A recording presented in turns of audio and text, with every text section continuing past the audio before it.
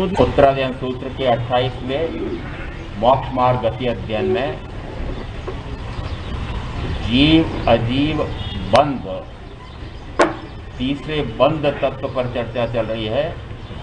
कर्म का बंध किससे होता है? तो कहा जीव के रागादि विकारों के कारण से ही कार्मण वर्गणा के पुद्गल आ करके अपनी स्वशक्ति से 7-8 प्रकार से ज्ञानावरणादि कर्म रूप परिणमित होकर के बद्ध भ्रष्ट होते हैं। यहाँ मूल कारण कौन सा आया कि जीव के ही रागादि विकारी भाव, बंध विकारी भाव से होता है। तो विकारी भाव को बंद कर दें तो संवर होता है और संवर पूर्वक निर्झरा होती है। आज संवत्सरी महापर्व को तप महोत्सव के माध्यम से मनाया जाता है। तप से निर्झरा होती है। इसी शास्त्र के 30वें अध्ययन में तप से निर्झरा कैसी होती है उसका उल्लेख आया है। 2 से लगाकर के 6ठी गाथा में प्रथमतः कहा हिंसा, झूठ, चोरी, मैथुन, परिग्रह, इन 5 पापों से वह विरत हो, रात्रि भोजन के त्याग का पालन करता हो, माया निदान शल्य, इन 3 शल्यों से रहित हो जाए, रस आता रिद्धि 3 गारों से परापरे हो जाए, राग द्वेष मोहादि से परे होकर कषायों को शमित करके फिर वह तप में प्रविष्ट होता। तप में प्रविष्ट होने के लिए भूमिका देख ली। 5 पापों से विरति, 3 शल्यों से, 3 गौरव से, कषायों से, रागादि विकारी भावों से परे हो करके और फिर तप में प्रविष्ट होता है। फिर दृष्टांत देकर के समझाया कि जैसे तालाब में खेती करने के लिए पानी को सुखाना है तो पहले सारे द्वार पानी के आने के बंद कर दिए जाते हैं, फिर पानी को उलीच देते हैं और फिर थोड़ी सी धूप लगने से वह तालाब सूखता है।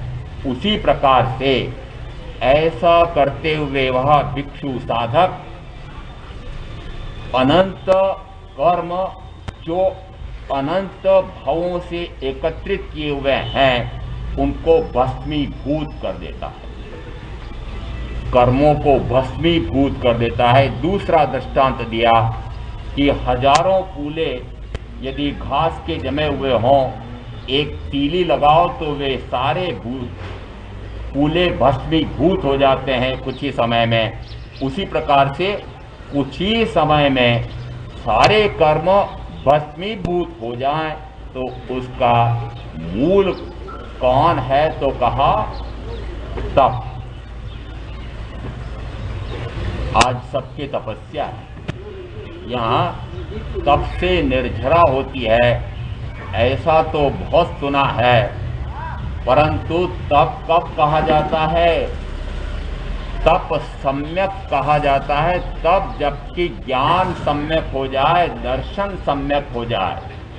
ज्ञान किसे कहेंगे? तो कि जिस समय केवली प्रज्ञप्त वाणी सुनकर के आत्मा को आत्मा का ज्ञान हो जाए, आत्मा के साथ जुड़े हुए शरीर आदि, राग आदि, ज्ञानावरणादि, कर्म, इन तीनों से अपने आप को शुद्ध सिद्ध समान आत्मा मानता है।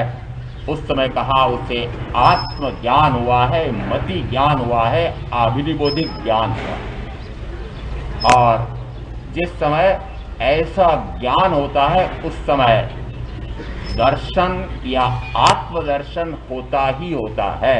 जैसा आत्मा का स्वरूप, अनात्मा का स्वरूप, शरीर और आत्मा की भिन्नता का भेद विज्ञान, जड़ चेतन की भिन्नता का भेद जान लेता है, उस समय वह इस चेतन को इस जड़ शरीर और जड़ शरीर के माध्यम से होने वाली जड़ता, वह जितनी जितनी इस प्रकार की विकारी प्रवृत्ति हो रही है, उन सारी विकारी प्रवृत्तियों से जब वह परे हटता है, उसको कहा जाता है वह सम्यक चारित्र है।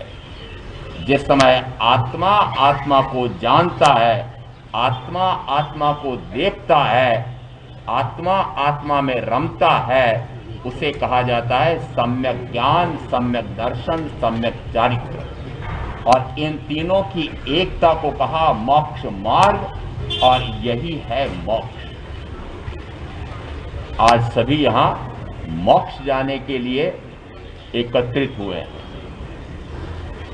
कैसे होता है यह मोक्ष और कैसी होती है निर्झरा, यहाँ इसके लिए सबसे पहले ज्ञान सम्यक हो, दर्शन सम्यक हो, और फिर चारित्र में प्रवेश करे। और चारित्र के भी वापस दो भेद कहे जाते हैं, एक संयम और फिर आगे तप।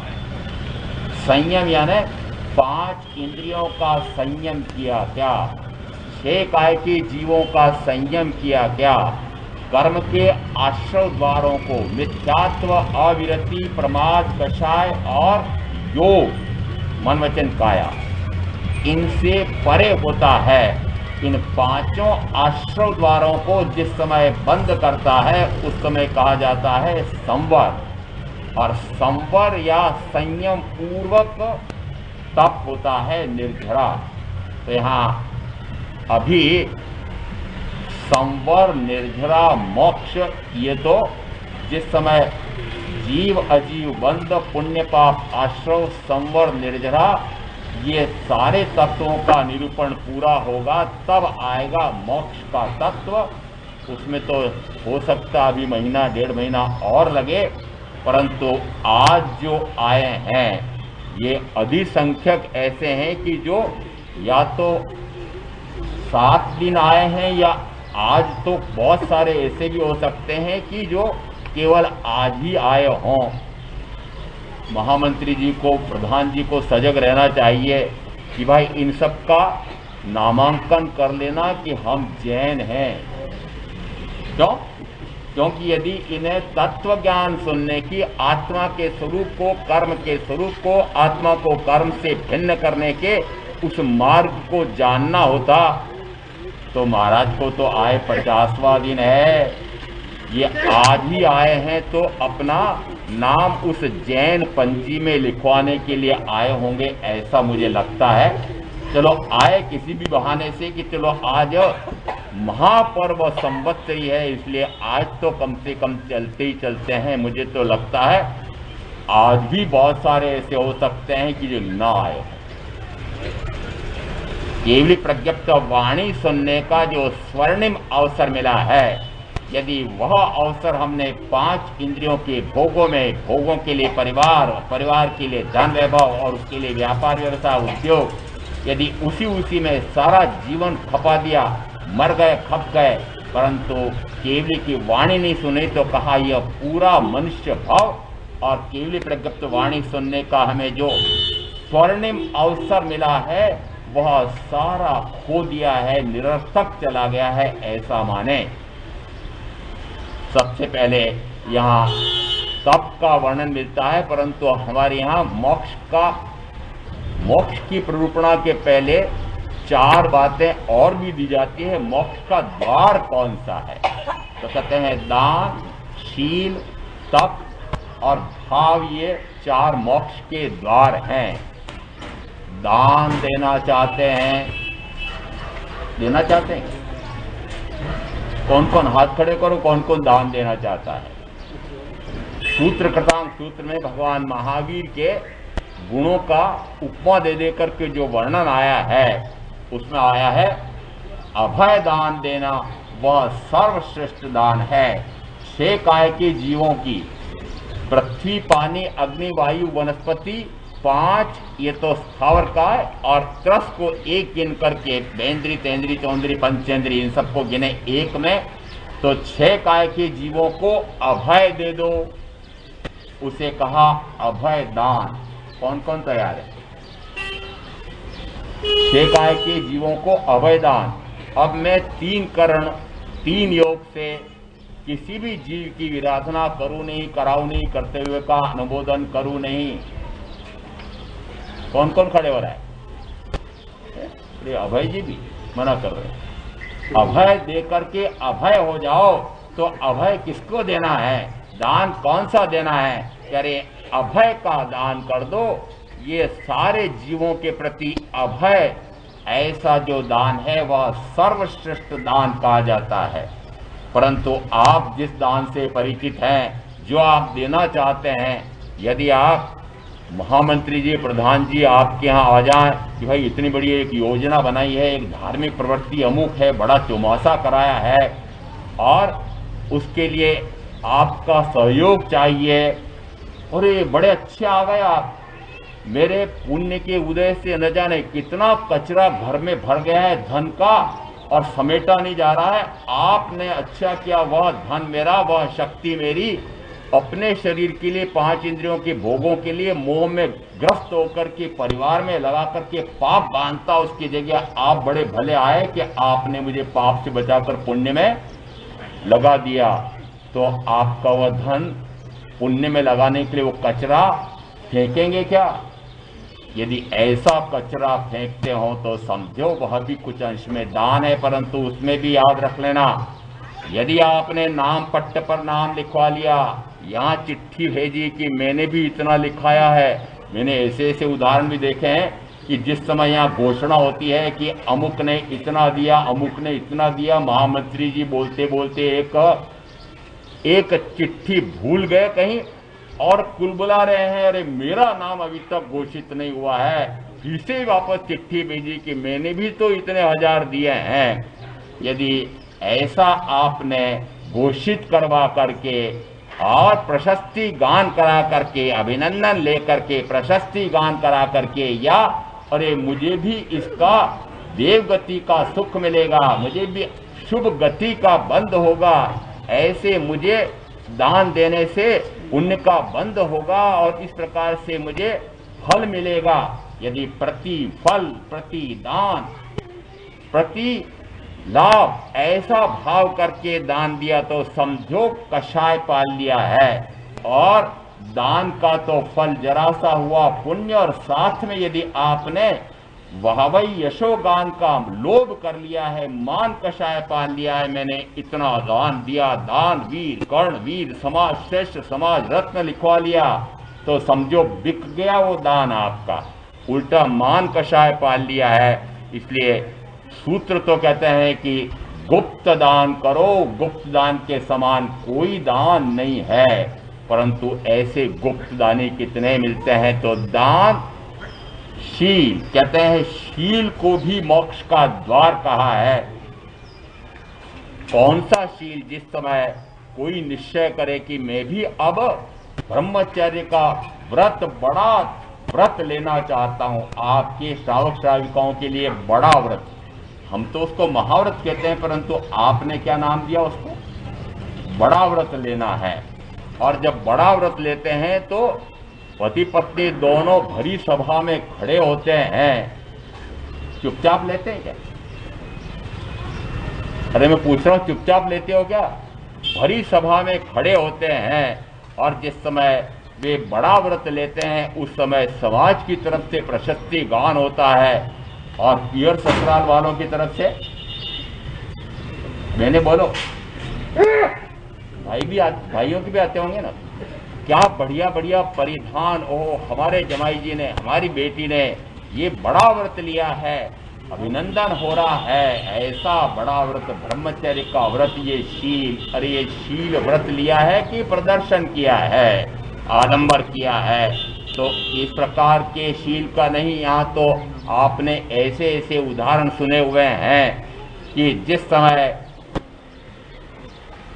शादी के पूर्व एक ने कृष्ण पक्ष में मैं ब्रह्मचर्य का पालन करूंगी, एक ने शुक्ल पक्ष में मैं ब्रह्मचर्य का पालन करूंगा, योगानुयोग दोनों का विवाह हो जाता है।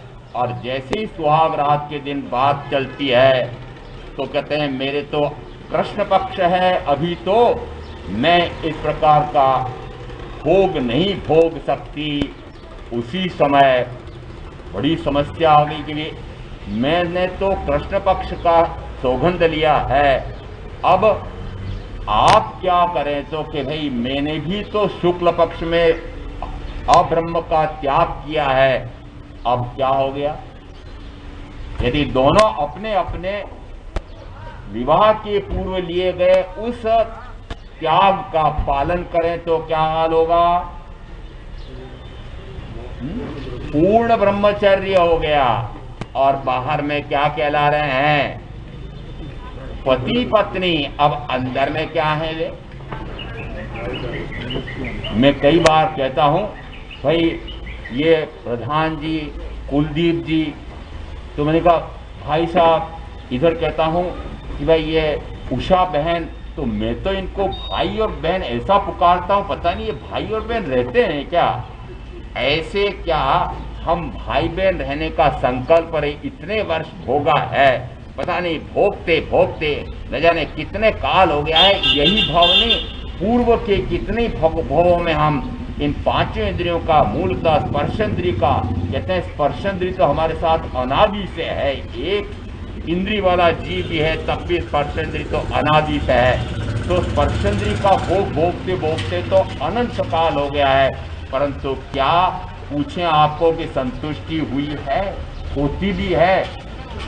सूत्रकार तो उपमा देकर के समझाते हैं कि यदि आग लग रही हो और उसमें घी पूरा जाए तो आग यदि पानी डाले तो बुझ जाती है, वैसे कोई बच्चा यदि डब्बा पानी का डालने के स्थान पर घी का डब्बा उड़ेल दे तो क्या होता है, तो कि अग्नि बहुत अधिक प्रज्वलित हो जाती है। उसी प्रकार से ज्ञानी ने उदाहरण देकर कहा है कि जैसे आग में घी डालो तो वह प्रज्वलित होती है, उसी प्रकार से इंद्रिय विषयों की तुष्टि पुष्टि करने के लिए जितने जितने हम जाते हैं उतनी उतनी वह आग और भड़कती है, बंद नहीं होती है।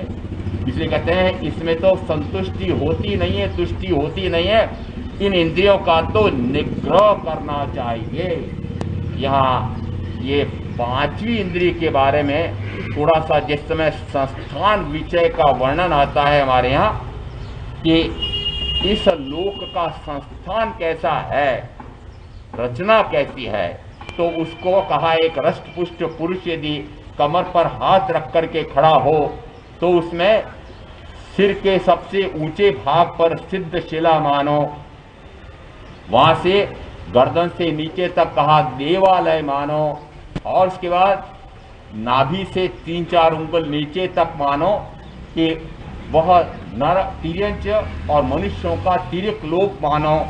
और अब आ रहा है कमर पर हाथ रख रखा है उसके नीचे का भाग, तो उसमें कहा इससे नीचे 7 पृथ्वियां हैं, और इन 7 पृथ्वियों में जाने वाला कौन होता है, तो उसमें ये कमर के नीचे आई हुई इंद्रिय नेरिये के बारे में वर्णन मिलते हैं कि जिस समय वे परम अधम देव उन नेरियों को दुख देते हैं, उस समय एक दिन एक नेरिये ने देखा, अरे आज तो ये दिखते हैं बड़े प्रसन्न हैं, आज तो बड़ी बढ़िया एक पुतली ऐसी षोडशी कन्या ला करके खड़ी की है, और जैसे वह ललचाता है, या पुतला खड़ा किया है 18 वर्ष का 21 वर्ष का नौजवान, और उसको लगता है आज तो मेरे परमाधामी देव बड़े प्रसन्न हुए हैं, वह भोगने के लिए जैसे आगे बढ़ता है और देखता है, और वह तो तप्त लोहे की ऐसी पुतली है, और फिर वो ठिठकता है, जैसे वह ठिठकता है वैसे ही वो परमाधामी देव चाबुक लगाते हैं, भोगना करना आलिंगन। पहले बहुत भोगा था, खूब चुम्बन आलिंगन भोगा था, अब करना भोगो, जो पहले भोगा था इसका मजा भी तो भोग रहे, और चाबुक लगा करके उसको धक्का देते हैं और उसको उससे चिपकना पड़ता है। क्या हो गया, वो तप्त लोहे की, तप्त का अर्थ आग हो रही है बिल्कुल, और उससे जैसी वह चिपकता है वैसे ही शरीर नष्ट हो जाता है। आप समझते होंगे कि चलो शरीर नष्ट हो गया, छुट्टी पाए, नहीं, अरे व्यक्रि शरीरे पारे जैसा, जैसे ही वह व्यक्रि शरीर पुनः वापस उस नेरी का शरीर बन जाता है, फिर वह पुनः उसी प्रकार से जितना काल उसका नरक गति का बंध है तब तक भोगता रहता है, न्यूनतम 10,000 अधिकतम 33,000 रूपम तक। इसका अर्थ हुआ ये कमर के नीचे वाली जिस इंद्री का भोग हो रहा है उसका फल कहाँ, तो कहा कमर के नीचे संस्थान विषय में क्या है, तो के 7 पृथ्वियां है। नाम शास्त्रकार बड़ा विचित्र देते हैं, 7 पृथ्वियों में जाना पड़ेगा। वो 7 पृथ्वियां क्या है?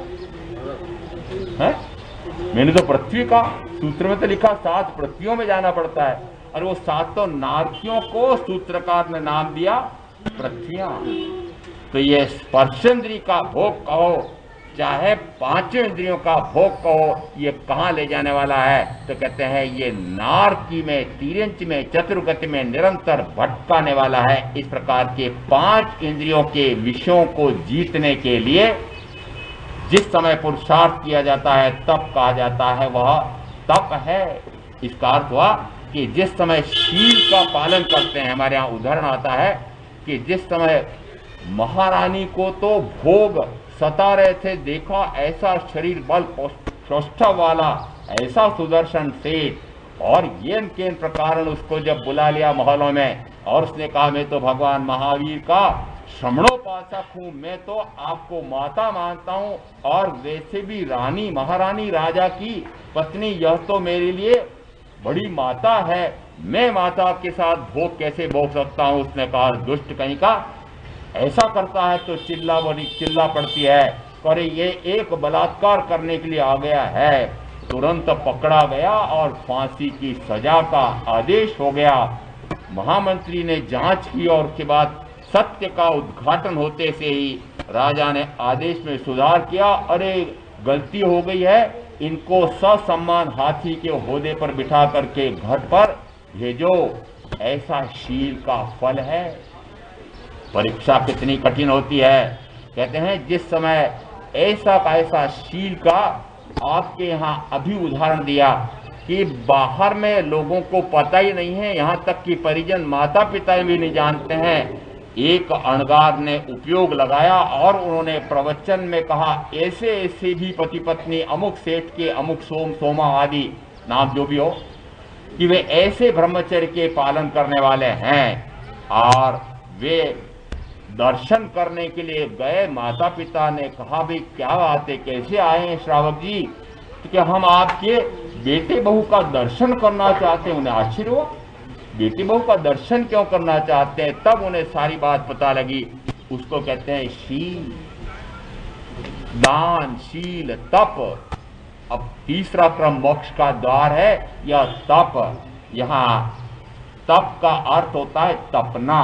आपके यहाँ दृष्टांत दिया हुआ है कि जिस समय आप मक्खन निकालती हैं बहनें, अब तो गाय भैंस तो है नहीं, परंतु वो 3, 4, 5, 7 लीटर दूध लेती होंगी ना, तो बच्चे तो मलाई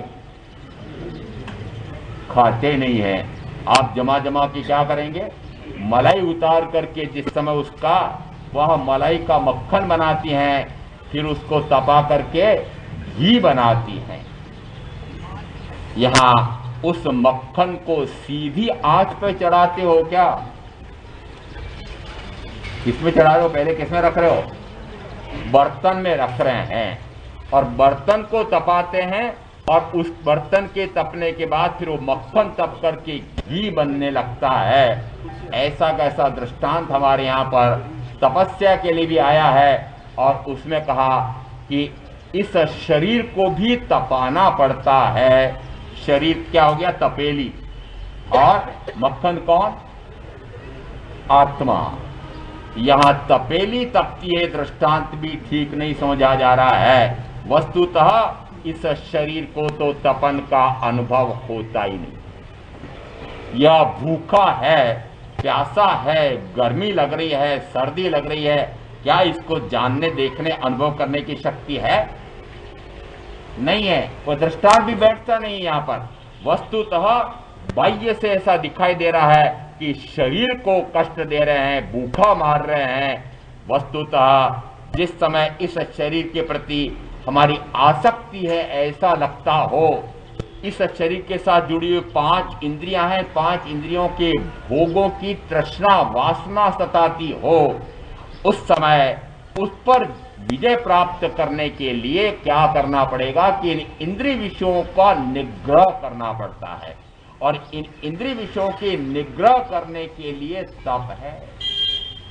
इसका अर्थ हुआ कि जो तप आप कर रहे हैं उसका फल क्या आना चाहिए? इंद्रिय विजय। इंद्रिय विजय यानी आज के तप का यदि हम अर्थ लें, आज का तप कौन सा है तो कहा जाता है अनशन तप है। और अनशन तप में एक नौकारसी के तप को भी अनशन कहा, और मांस खमन करो चाहे और अधिक करो या वर्षी तप करो, ये सारे अनशन तप में सम्मिलित होते हैं। मैं छोटे से छोटा तप का वर्णन कर दूं। बच्चा जिस समय देखता है कि ये भाई बहन, ये बड़े बड़े जितने हैं, माता पिता दादा दादी, ये नौकारसी का तप करते हैं। क्यों दादी जी? नौकारसी के तप से क्या होता है? तप से निर्जरा हो जाती है। नौकारसी कैसे आती है? देखो, इस सूर्योदय के बाद 48 मिनट तक क्या नहीं करना? 3 या 4 प्रकार के आहार मुंह में मत डालना। मम्मी मेरे भी नौकारसी करा दो। नौकारसी का पचकांड करा दिया, और नौकारसी आती है मान लो 7 बजे, वह 8 बजे उठता है, और उठते से पूछा मम्मी दादी जी मेरे नौकारसी आ गई क्या? हाँ हाँ बेटा आ गई, चाय पी ले, नाश्ता कर ले। नौकारसी का तप हो गया। अरे वह तो प्रमाद में, महाप्रमाद में, निद्रा में चला गया है। परंतु आपकी परिभाषाएं बड़ी विचित्र हैं। ये चाहे अनशन का ऐसा तप कहो, मुझसे तो ये इस प्रकार के तप बाह्य में होते ही नहीं है, इसलिए मैं इस प्रकार के तपस्वियों की आलोचना करूं ये तो बहुत विचित्र बात लगेगी। परंतु मुझे कुछ बातें इसलिए कहनी पड़ती है। सज धज करके एक बहन पीछे से सास कहो या उसकी नंदे कहो, और थामते थामते उनको खड़ा करती हैं। मैं देखता हूं वस्त्रालंकार से सुसज्जित है। फिर मैंने ये भी सुना कि अरे प्रवचन के पहले ढोल धमाके ऐसी आवाज भी आ रही है, स्थानक के पास आते आते बंद हो गए हैं। और फिर जैसे वो अंदर आई, अंदर आया भाई, आज महाराज इनके 28 का तप है, पचकांड करा दो। मैंने कहा ये भाई, ये भाई या बहन, ये 7 दिन, ये उससे पहले चातुर्मास के सावन भादो, इसमें कभी ये भाई दिखे नहीं, ये बहन दिखी नहीं, और उसके बाद में ये 8 दिन इनके आज तपस्या के हैं। तो वह तपस्या पचकने भी कब आए कि प्रवचन पूरा होते होते या बीच में भी आ गए तो 28 का तप पचक करके वापस मैंने देखा है वापस। जिस प्रकार ये जो आप तप कर रहे हैं, और अब आगे का वर्णन और कर देता हूं। जैसे ही घर पर जाती है, भाभी जी आपकी तपस्या चल रही है, बढ़िया पलंग सजाया, उस ननंद ने और बढ़िया मखमली गद्दा बिछा करके, चादर बिछा करके, पंखा लगाया, और वातानुकूलित यंत्र का बटन दबा करके और रिमोट थमा दिया। क्या करने के लिए? भाभी जी आपके तपस्या चल रही है, आराम करो, और ये रिमोट लो, सामने क्या पड़ा हुआ है? अरे बोलो तो सही बहने, वो बुद्धू बक्सा पड़ा हुआ है। तो कहते हैं जिस समय वह इस प्रकार से तपस्या कर रही है, कर रहा है, और क्या मान